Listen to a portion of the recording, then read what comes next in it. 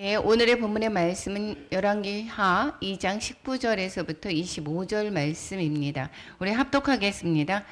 그 성읍 사람들이 엘리사에게 말하되 우리 주인께서 보시는 바와 같이 이 성읍의 위치는 좋으나 물이 나쁨으로 토산이 익지 못하고 떨어지나이다.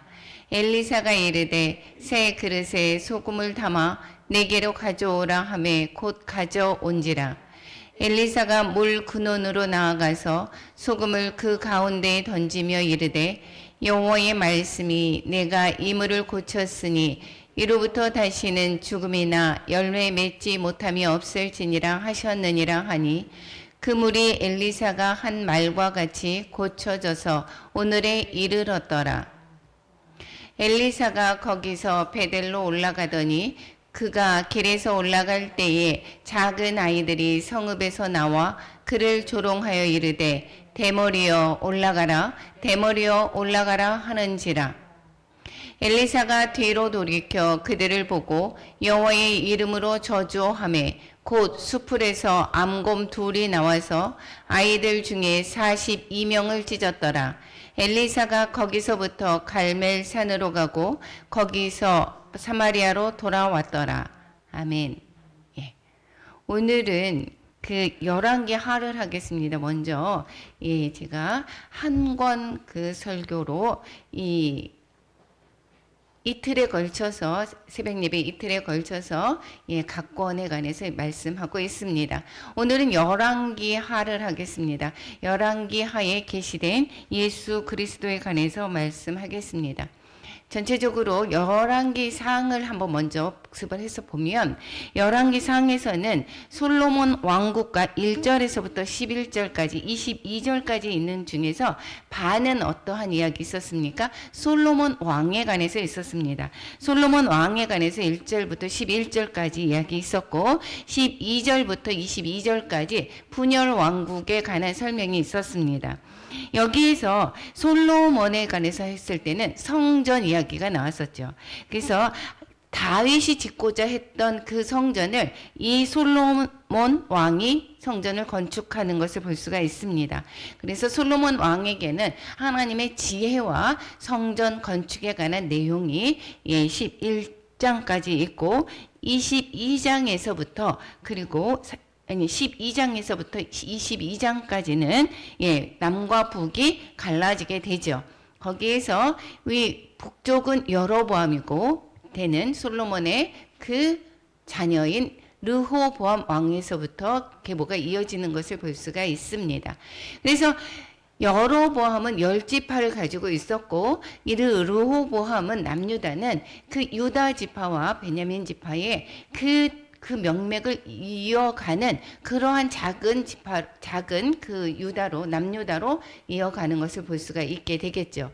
그러니까 여기에서는 그 두 길을 보여주면서 위에 북쪽에 여로보암의 길과 밑에 남쪽에 다윗의 길을 걸어가는 것을 여기에서 대조적으로 보여주고 있습니다. 하나님을 떠난 그 백성의 길이 바로 여로보암의 길. 왜 여로보암의 길을 갔더라 이렇게 대명사로 얘기하죠.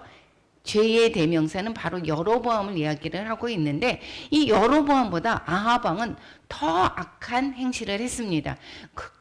그럼에도 불구하고 여로보암의 길을 갔더라 이렇게 이야기를 하죠. 이것은 북왕국의 시작이 단과 베델에 거기에서 우상을 세워놓죠. 송아지 우상을 세워놓고 여기에다가 너희가 애굽에서 이끌어낸 하나님이야. 그래서 여기에다가 너희들 여기에서 예배를 드려. 이게 시작 자체가 여기에서 어떻게 시작을 했습니까? 우상으로부터 시작을 했습니다. 그래서 죄의 대명사를 여로보암의 길이다라고 이야기를 하고 있습니다. 그래서 이 남왕국은 그 다윗의 그 길을 걸어가면서 예수 그리스도의 그 족보를 이어가는 것을 볼 수가 있습니다. 이 분열 왕국을 보면 이 열왕기상에서 이 분열 왕국에서는 표면적으로는 이 폭정이었었습니다. 그 솔로몬 왕의 지혜로 대표를 하고 있지만 이 성전을 거의 20년에 걸쳐서 이 성전만이 아니라 자기의 왕궁과 성전 7년에 걸쳐서 하는 것과 해서 거의 20년에 거의 그 노동을 착취를 하지 않았습니까? 그래서 이 폭정과 그리고 성전과 또한 그 궁궐을 짓기 위해서 과도한 세금을 걷습니다. 그리고 이 솔로몬의 아들 르호보암이 무능함으로 보여지고 있습니다. 그러므로 말미암아 남과 북이 갈라지는 것 같아 보이지만 실제로는 하나님이 왜 그렇다라고 있겠습니까? 다윗의 그 길을 걸어가지 않는 솔로몬의 죄로 인한 영적 심판이 주 원인이었다라는 것을 말씀하고 있습니다. 그래서 이 솔로몬 이후에 이 분열이 되면서 이제 그 후에 북이스라엘의 열지파와 남유다를 또한 명맥을 이어서 열왕기 하까지 12장에서부터 열왕기상 12장에서부터 열왕기 하까지 나타내고 있죠. 열왕기 하에서 한번 보겠습니다. 오늘 열왕기 하에서는 여기에서는 북쪽의 분열 왕국이 이제는 결국은 멸망합니다. 호세아 시대 왕까지 해서 멸망이 되고 있고 남 왕국은 또 후에 멸망이 됩니다. 그래서 여기에 열왕기 하에서는 두 왕국이 멸망이 되는 것을 보여주고 있습니다. 그래서 열왕기 상에서 끝에 북이스라엘의 선지자가 누구 대표되는 선지자가 나옵니다. 누구 있었습니까? 엘리야 선지자를 보여주고 있었죠.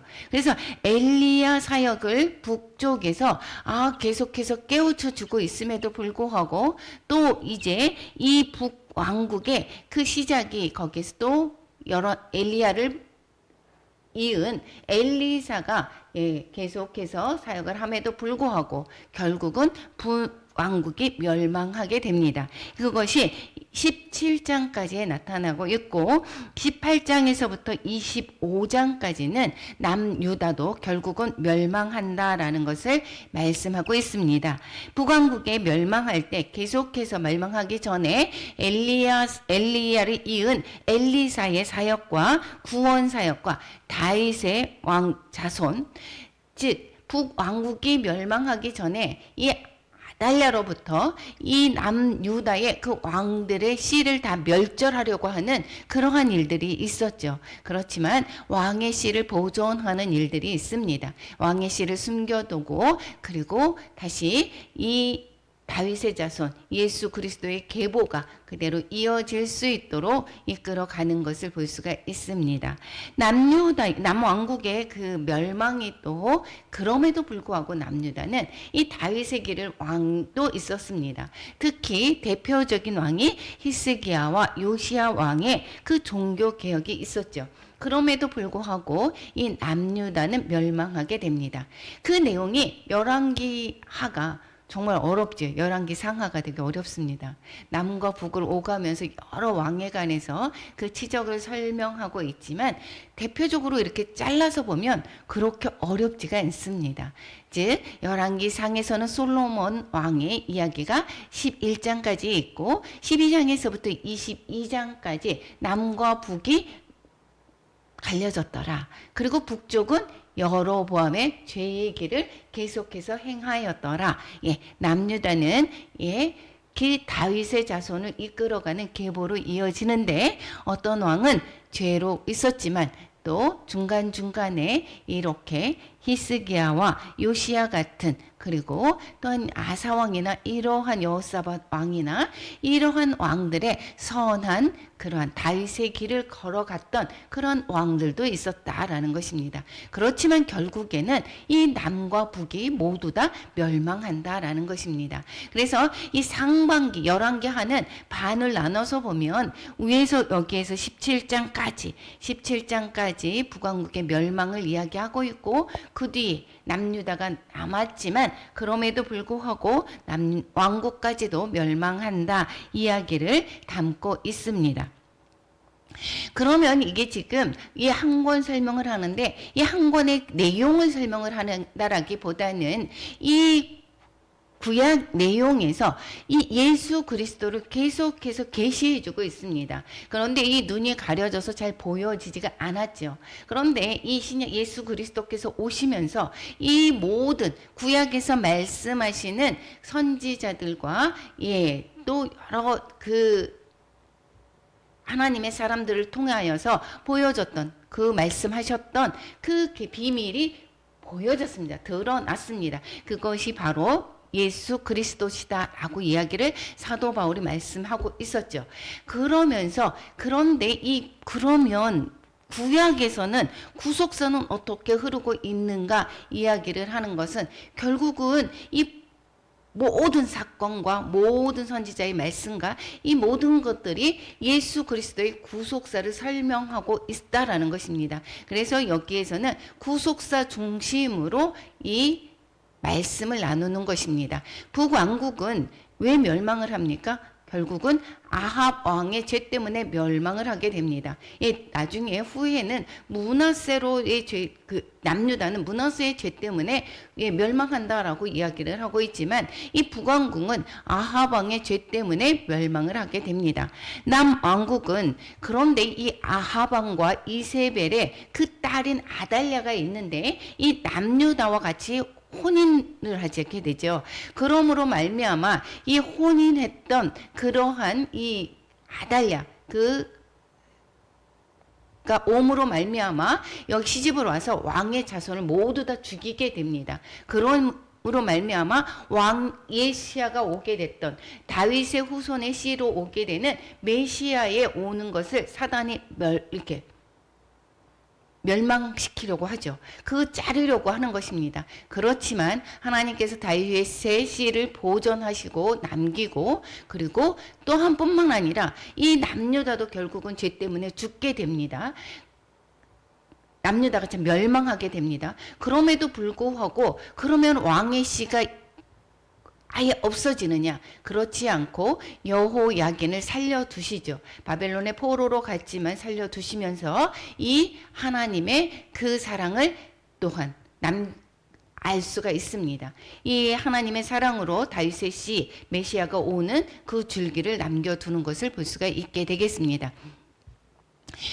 오늘은 1장에서부터 17장까지 북왕국의 멸망에 관해서 다 했으면 좋겠는데 그러지는 못하고 엘리사의 구원 사역과 다윗의 자손 보존 중에서 이 엘리사의 구원 사역에 관해서만 말씀하겠습니다.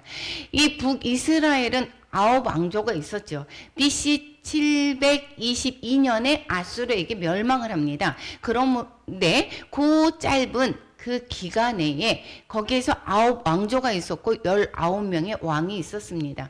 그런데 이 모든 19명의 왕들이 모두 다 우상 숭배를 하였고 반역을 했다라는 것입니다. 그래서 교만과 불순종으로 말미암아 BC 722년에 아수르에게 결국은 멸망하게 됩니다.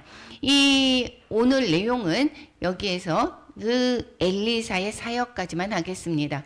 구약 성경은 예수 복음을 어떻게 전하는가? 구약 성경에서 계속해서 예수의 복음이 계속해서 전해져 왔다라고 얘기를 했습니다. 그것이 신약 시대의 메시아로 말미암아 예수 그리스도로 말미암아 그 비밀이 드러나게 된 것이지 계속 복음을 전하고 있었습니다. 그것은 히브리서에서 이야기를 하는 길을 선지자를 통해서 여러 부분과 여러 모양으로 조상들에게 말씀했다 이렇게 이야기를 하고 있습니다. 그 요한계시록에서도 이야기를 하고 있죠. 선지자들에게 전하신 복음과 같이 구약의 내용에서 볼 때 복음이라고 설명한 것이 없습니다. 그런데도 불구하고 요한계시록에서는 선지자들에게 전하신 복음이라고 이야기를 하고 있습니다. 그러니까 이 모든 내용에서 하나님의 메시아가 선지자들을 통해서 여러 부분, 여러 모양으로 거기에서 말씀하셨다라는 것을 알 수가 있게 되겠습니다. 이 엘리사의 구원 사역에 관해서는 1장에서부터 8장까지 8장 15절까지 말씀하고 있습니다. 그런데 정말 이 엘리야의 그 이름에서 나오는 그 뜻은 무엇이냐면 여호와는 하나님이시다라는 이야기입니다. 여호와가 누구라고요? 하나님이시다. 이래서 우리가 이 열왕기 상에서 보았을 때의 선지자 북이스라엘의 그 바알 선지자들과 아세레 선지자들의 400명, 450명 이렇게 해서 850명과 기근 3년에 있었습니다. 비를 내리게 하는 신이 바로 하나님이시다라고 하면서 대결을 하게 되죠. 그러니까 즉 엘리야가 즉 여호와는 하나님이다라고 하는 것을 거기에서 증거로 보여주고 있습니다. 많은 백성들이 보고 있습니다. 그래서 비를 내리게 하는 분이 바로 하나님이시다. 즉 하나님이 바로 창조의 하나님이시다라는 것입니다. 그래서 그때에 바알을 섬기는 백성의 마음을 하나님으로 돌이키게 하는 사역을 바로 누가 했다고요? 엘리야가 한 것입니다. 그래서 이 죄에 대해서 단호하게 외칩니다. 그리고 여기에서 다시 돌이키도록 회개를 촉구합니다. 이것은 누구의 사역과 똑같습니까? 신약시대의 세례 요한의 사역과 똑같습니다. 그래서 메시아를 오실 길을 예비하는 세례 요한의 사역과도 똑같은 것입니다.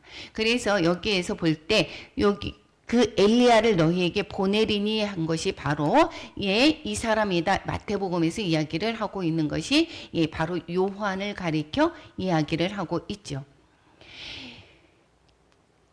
그 열왕기하 1장에서 딱 살펴보면 그 아하시아에 대한 이야기를 나오고 있습니다. 아하시아가 병에 걸렸습니다. 그런데 아방의 그 아들 아하시아가 지금 여기서 병에 걸렸는데 그랬는데 여기에서 하나님께 물어보지 않고 바알세불에게 물어보러 갑니다.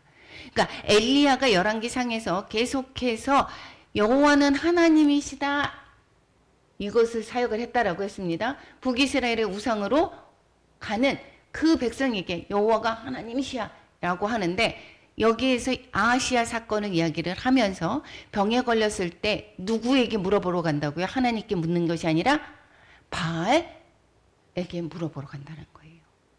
그러니까 에그론의 신에게 물어보러 간다는 것, 즉 아직도 엘리야가 여호와가 하나님이다 라고 하는 것을 그렇게 사역을 했음에도 불구하고 북이스라엘의 상황은 하나님을 제대로 알고 있다 없다? 알지 못한다 이야기를 하고 있는 것입니다. 1장에서 이야기하는 것이. 그래서 결국은 여기에서 바알세불에게 묻으러 가는 그 내용을 이야기를 하면서 북이스라엘이 여전히 하나님을 모르고 있다라는 것을 가르쳐 주고 있습니다. 그러므로 말미암아 하나님을 여전히 모르는 북왕국의 그 미래가 다 나지게 되겠죠. 멸망으로 이어지는 것을 볼 수가 있습니다. 모세와 선지자들이 전한 복음을 듣고 그러니까 믿는 것. 모세가 선지자들 구약에서 그렇게 엘리야가 그렇게 사역을 했으면서도 모르는데 그것을 듣고 믿는다라고 하는 것은 진짜 하나님의 은혜다라는 것을 볼 수가 있습니다.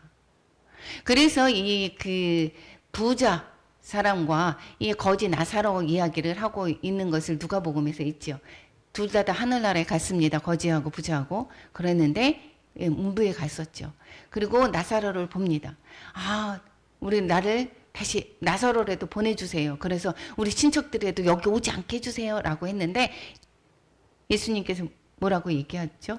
하나님 뭐라고 하죠? 거기 내용에서 모세와 선지자들에게 듣지 아니하면 비록 죽은 자 가운데서 살아나는 자가 있을지라도 권함을 받지 아니하리라 하시니라. 이야기를 하고 있었죠. 즉 복음이 이 듣고 믿는 것은 정적인 하나님의 은혜입니다. 그래서 이 고린도 후서에서도 이야기를 하기를 복음이 가려진 것은 망하는 자들에게 가려져 있다 이야기를 하고 있습니다. 엘리야의 승천이 그래서 2장에 나옵니다. 그리고 이 엘리사에게 갑절에 기름 부음을 주고 승천하게 되죠. 승천하는 내용, 엘리야의 시체를 찾을 수 있었습니까? 없었습니까? 못 찾았습니다. 엘리야는 불수레와 불말들이 타고 올라갔습니다. 하늘로 올라갔는데 회오리 바람으로 하늘로 올라가더라. 이렇게 얘기합니다. 그러면 엘리야의 승천은 무엇을 가르쳐주고 있느냐? 예수님이 어떻게 했습니까? 승천하셨죠. 많은 사람들이 보는 그들의 가운데서 이 말씀을 마치고 그리고 올려져 갔습니다. 그러니까 이 엘리야의 선지자의 그 승천은 바로 예수님의 예표를 하고 있다라는 것이고, 여호와는 하나님이시다라고 하는 그 엘리야의 사역은 이 사도 바울이 예수님이 바로 주 되신다라는 것을 전파하는 내용과 바로 비슷하다라는 것입니다. 그래서 아까 아시아 왕도 여전히 엘리사의 그 사역 가운데서도 변하지 않고 여로보암의 길을 갔다라고 하는 그러한 내용으로 통하여서 여전히 북왕국은 하나님을 알지 못하였더라 이야기를 하고 있다라고 얘기를 했습니다. 뿐만 아니라 이 복음 안에 있는 예수님만 올라가는 것이 아니라 복음 안에 있는 우리도 주님이 다시 오실 때 어떻게 하죠? 하늘로 올려가게 된다라는 것을 데살로니가 전서에서 말씀하고 있습니다. 죽은 자가 먼저 일어나고 뿐만 아니라 남은 자들이 또 우리는 또 살아서 휴거된다라고 이야기를 하고 있죠. 먼저 죽은 자들이 먼저 부활하게 됩니다. 그래서 예수 그리스도 안에 있는 우리 모두는 그러한 부활의 소망을 갖고 사는 것입니다. 이제 오늘 3장에서부터 8장까지 오늘 2장의 그 말미를 우리가 보게 되었죠. 본문에서 읽었습니다. 거기에서 엘리사의 사역이 시작이 됩니다. 엘리사의 이름의 뜻은 여호와는 구원이시다. 엘리야는 여호와는 하나님이시다라고 했고, 엘리사는 여호와는 구원이다라는 얘기입니다. 구원의 주 누구를 예표를 하겠습니까? 그러니까 예수님을 예표를 하게 되겠죠. 구원자이신 예수님을 예표하는 사역을 하게 된다라는 것입니다. 그런데 처음에 사역에서 무엇을 제일 먼저 나왔습니까? 오늘 열왕기하 22장에서 보면 어떻게 했습니까? 소금을 여기 이제 그 물의 근원이 안 좋았습니다.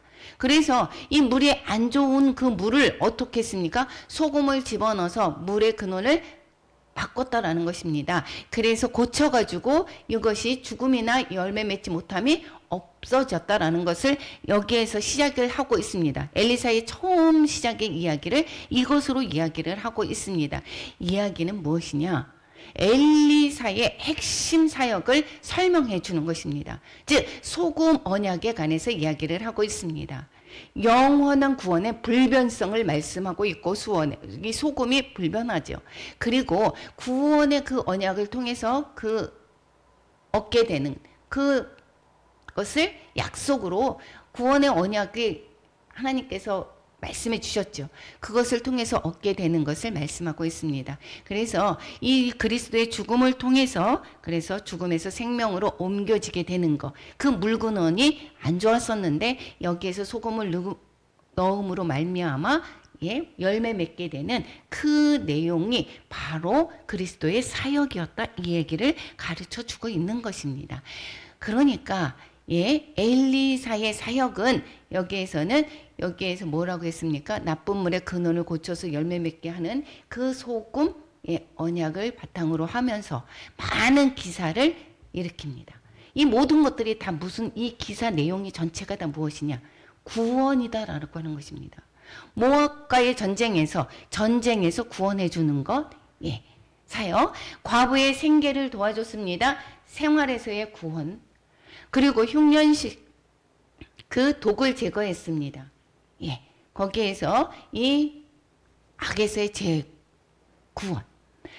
보리떡 기적이 있었죠. 생활에서의 모든 기적들도 이것이 모두 다 구원의 사역입니다. 그 보리떡 20개하고 자루에 담은 채소로 말미암아 100명을 먹이게 되죠. 나만 장군의 문둥병을 고쳐줍니다. 나만 장군의 문둥병을 고쳐주는 것은 어떻게 해요? 병에서의 구원. 아람 군대를 또 회군하게 시킵니다. 수넴 여인의 아들, 죽은 자를 살리는 구원의 사역. 물에 빠진 도끼를 떠오르게 하는 것도 있었고, 또 엘리사의 뼈에 닿는 순간 모든 사람들이 살아났다는 것. 우리는 누구와 함께 있을 때, 예수님을 믿을 때 우리는 구원을 받게 되는 사역을 계속해서 이야기를 해주고 있습니다. 근데 오늘 본문에서 이야기를 아까 읽은 내용에서 볼 때 이 소금 언약에 관한 것을 가르쳐 줬다라고 얘기했습니다. 이 물에 나쁜 물을 소금을 넣으면서 근원을 고치고 많은 열매를 맺게 했다라고 얘기를 했었죠. 죽는 일이 없었다라고 얘기했습니다. 이것이 바로 무엇이라고 얘기했습니까? 구원을 설명하는 엘리사의 사역을 설명하고 있다라고 얘기를 했고, 근데 복음에는 즉 예수님을 믿는 자는 구원받고 살지만 믿지 않는 자는 어떻게 되죠? 심판을 받게 되죠. 그래서 이 암검 사건을 단순히 그렇게 대머리야 이야기를 했다고 해서 그렇게 암검하게 해서 42명을 죽여? 이건 누구 말이 안 되지 않겠어? 이렇게 얘기할 수 있지만 이것을 통해서 하나님이 우리에게 전하고자 하는 내용을 가르쳐 주는 것입니다. 그러니까 즉 그 엘리사를 저주하는 자가 죽었다라는 것입니다. 엘리사를, 즉 무슨 소리죠? 예수님을 거부하는 자들, 예수님을 저주하는 자, 예수님을 믿지 않는 자 어떻게 된다고요? 심판을 받게 된다 얘기를 설명하는 것입니다. 복음에는 양면성이 있습니다. 예수님을 믿는 자는 구원을 받지만 믿지 않는 자는 심판을 받게 된다라고 하면서 오늘 그 읽었던 내용 중에서 2장에 말미에 읽었던 내용이 그래서 이렇게 나타나는 것입니다. 그렇게 많은 그 구원의 사역들을 기적을 통해서 가르쳐 주고 있었죠. 이것은 마태복음에서 이야기를 하는 예수님의 그 사역과 똑같습니다. 도시와 마을에 두루 다니사 회당에서 가르치시며 천국 복음을 전파하시며 모든 병과 모든 악한 것을 고치시니라. 이것은 예수님의 바로 사역인 것입니다. 즉 하나님은 신실한 소금 언약을 통해서 이스라엘 나라를 영원히 다윗과 그 자손에게 주신다라고 하는 내용을 담고 있는 것입니다. 그래서 이 엘리사 선지자의 사역은 이 바알을 섬기는 그 북이스라엘에 거기에서 이가 같은 그 세상의 이 북이스라엘을 상징하는 것을 이 세상의 비유를 하는 것입니다. 이 세상의 그 삶이 다 어떻죠? 기복주의죠. 우상을 섬기는 그러한 삶에서 거기에서 이제 영원하고 신실한 소금 언약으로 예수님께로 인도하기를 바라는 것입니다. 즉 예수님에게 소망을 두게 하는 사역이다라는 것을 볼 수가 있습니다. 엘리야와 엘리사 다시 한번 비교를 해보겠습니다. 엘리야는 백성들의 마음을 돌이키게 하는 사역이었습니다. 즉 바알이 아니라 하나님께로 바알을 섬기는 우상에서 하나님께로 돌이키게 하는 사역입니다. 죄에서 회개해서 또 예수님을 믿으라라고 하는, 즉 다시 오실 사람들을 예수님을 믿으라라고 하는, 즉 세례 요한의 사역과 똑같다라고 있겠습니다. 엘리사는 여호와는 구원이시다라고 하는 말씀에 그 사역을 하고 있었습니다. 백성을 국률이 여기는 사역과 여호와는 구원이심을 드러내고 예수님을 예표하는 사역인 것이었습니다. 오늘 그런데 이제 남왕국의 보존과 북왕국의 멸망에 관해서 내일 할 것입니다. 그런데 내일 시간이 없기 때문에 잠시 이 내용을 한번 설명하고 가겠습니다. 계속해서 그거 좀 보여주세요. 북왕국에서 볼 때 아까 아합과 이세벨이 정말 악을 행했습니다. 그런데 이 두 사람의 딸인 아달랴가 이 여호사밧의 왕의 그 아들과 혼인을 합니다. 혼인 정책을 합니다. 그래서 아달랴와 이 여호사밧의 왕 아들인 여호람과 결혼을 하고 거기에서 아하시아를 낳게 됩니다. 그런데 이 지금 아달랴가 자기 아들 아하시아가 이제 그 요람과 아하시아를 그 예후가 반란을 일으키면서 죽이게 됩니다. 그러므로 말미암아 이 아달랴가 자기 아들이 죽고 나서 자기가 왕으로 등극을 하게 되죠. 그래서 이 남유다는 이 아달랴의 여왕이 들어가 있습니다. 그래서 거기 있을 때에 그 왕손을 모두 다 죽입니다. 왕의 자손을 다 죽여서 왕의 씨를 멸절시켜 버립니다. 그러는데 여기에서 다윗의 시인 요아스를 남겨둡니다. 그래서 요아스로 말미암아 어떻게 해요? 이 고모가 여기에서 요아스를 숨겨두죠. 그리고 그 다윗의 시가 이어지는 것을 볼 수가 있습니다. 엘리야에게 하나님이 말씀하셨습니다. 하사엘에게 기름을 부어서 아람 왕이 되게 하고 이 또 그 다음에 예후를 부어서 북이스라엘에 거기에 또 왕이 되게 하고 그리고 또 이사야에게 또 기름 부어서 또 선지자를 있게 하라라고 얘기를 했습니다. 그래서 아람 왕이 죽인 그 모든 그 우상 숭배를 하는 아람에게 하사엘에게 죽임당하고 남은 자들은 예후에게 죽임당하고 그리고 남은 자는 엘리사에게 거기에서 죽임당하게 하는 내용이 있었습니다. 그거와 마찬가지로 왕 모든 그 우상 숭배자는 어떻게 하시겠다? 심판하시겠다라는 하나님의 심판을 말씀하고 있습니다. 내일은 왕국의 보존에 관해서 또 남유다의 멸망까지 또 이야기하겠습니다. 주기도문